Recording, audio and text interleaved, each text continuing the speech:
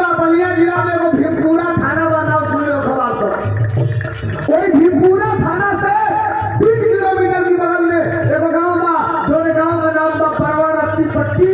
और वही परवारत्ती पट्टी का रहे वाला भोजपुरी का महान कवि गाजीपुर, जो ऐतिहासिक और परिणामी धरती नहीं है, गाजीपुर साहित्यिक धरती भी है, गाजीपुर साहित्यिक धरती भी है।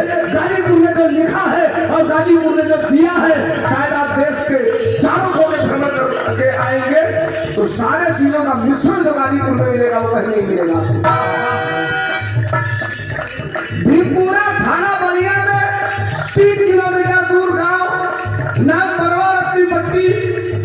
भोजपुरी का लेखक नाम लेखक तारकेश्वर मिश्र राही जिंदगी का पहला गाना लिखले रहा, भारत शर्मा गौले रहा, सुपर हिट गाना गई है। सगरी जिंदगिया बेकार हो गई, एगो रोटी खाती बचपन में पार हो गई।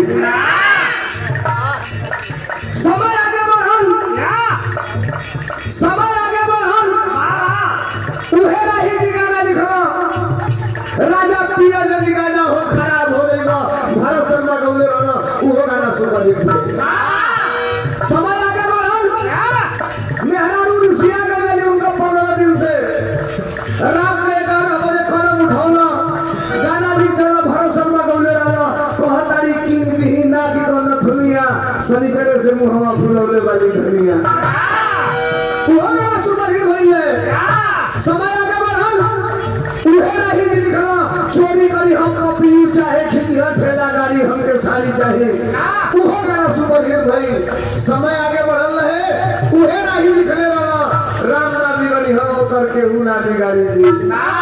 ए बुढ़ौतिया में 65 वर्ष की उम्र में लिख दिया, फेंक दिया थरिया, बोलन गइला झरिया, पहुंचने की ना उठे हिया में लहरिया, पहुंचने की ना, वो गाना सुपर हिट भई।